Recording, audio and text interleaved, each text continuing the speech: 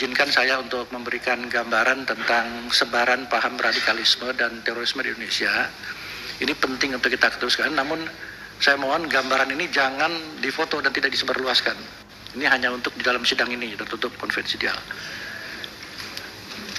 Jika pada hari ini masih ada anggapan bahwa tren penanganan teroris, penangkapan semakin menurun, kemudian sebaran teroris hanya sedikit, itu sebenarnya dengan semakin gencarnya tindakan yang dilakukan atau semakin agresifnya tindakan dilakukan oleh Densus 88, didukung dengan dukungan peralatan dan teknologi yang semakin baik dan kompetensi anggota dari Densus yang semakin baik, tindakan kepada jaringan teroris ini semakin meningkat.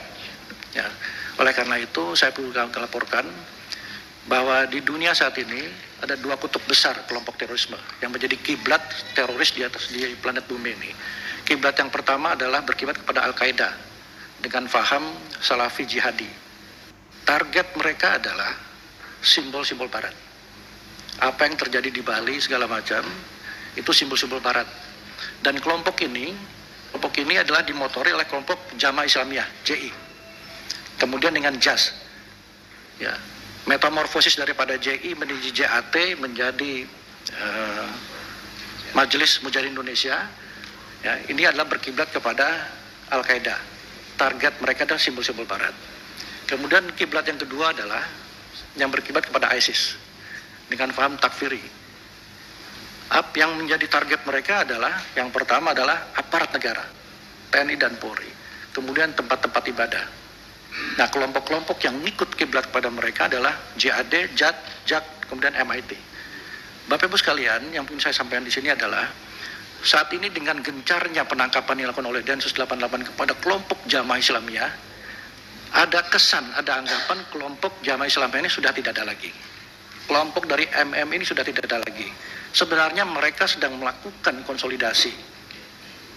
Pola rekrutmen, meningkatkan kemampuan, dan menggalang dana dengan menggunakan donasi-donasi dan tromol-tromol. Mereka seperti ini. Apa yang terjadi kemarin, penangkapan di Jawa Timur dengan NTB, menunjukkan bahwa jaringan daripada JAS, metamorfosis daripada JI hidup lagi. Ini menunjukkan bahwa jaringan ini terus melakukan konsolidasi, mempersiapkan, dan apabila mereka sudah siap, sumber daya sudah cukup, mereka akan melakukan tindakan. Seperti itu. Ini jaringan yang ke Al-Qaeda. Sedangkan jaringan yang kedua, yang berkiblat kepada ISIS dengan mazhab takfiri, yang menyerang kepada aparatur negara, TNI Polri, kemudian tempat-tempat ibadah. Saat ini jaringan ini semakin besar. Penangkapan yang dilakukan selama oleh Densus dari kurun dalam 1 tahun terakhir, hampir semuanya dari jaringan dan menuju ke sini. Ini menjadi pertanyaan kami. Tadi ada pertanyaan dari anggota Dewan, apakah kita melakukan penelitian? Kami melakukan penelitian.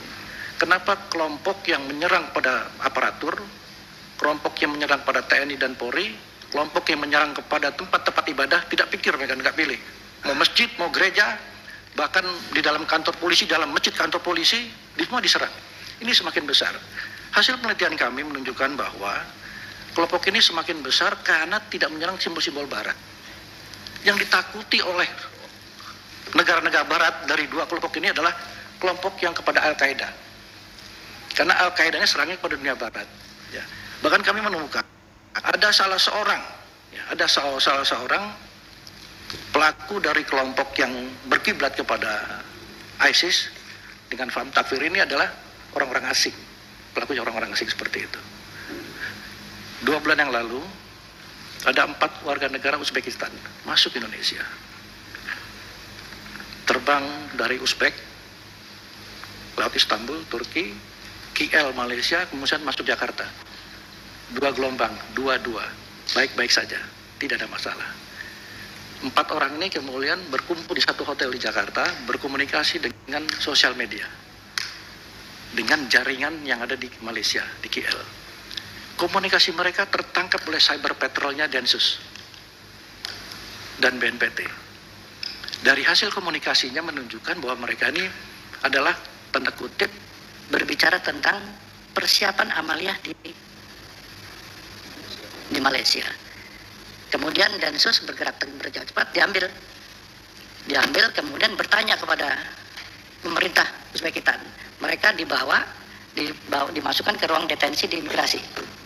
Jakarta Utara di sana. Dalam proses menunggu jawaban dari pemerintah Uzbekistan, 4 orang ini melawan di detensi imigrasi. 1 orang polisi dan 1 orang petugas imigrasi meninggal dunia kena tusuk. 3 melarikan diri, 1 tidak berani melarikan diri karena memang dipegang. Dari yang 3 orang melarikan diri, 1 orang meninggal dunia. Yang 2 akhirnya tertangkap lagi. Setelah kejadian itu barulah kami mendapat informasi dari Uzbek, dari pemerintah Uzbekistan, bahwa 4 orang ini adalah wanted person dalam kasus terorisme di negaranya dan masuk dalam jaringan teroris internasional. Kami tidak pernah mendapatkan informasi itu dari Interpol. Kami tanya kepada Hubinter, Interpol kita tidak ada jawaban, tidak ada nih, sehingga mereka bisa masuk.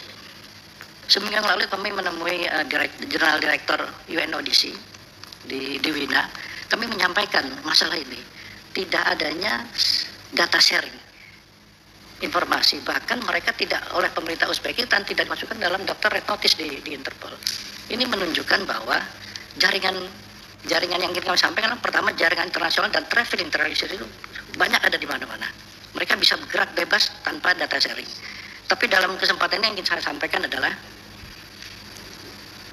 saudara-saudara kita dari Barat sekarang sudah dimanfaatkan untuk masuk ke dalam jaringan teroris yang berkiblat kepada ISIS, yang menyerang kepada aparat, yang menyerang kepada tempat-tempat ibadah. Jika kita tidak hati-hati menangani kasus seperti ini, jaringan teroris ini bisa digunakan untuk kepentingan Barat agar tidak menyerang kepada simbol-simbol Barat.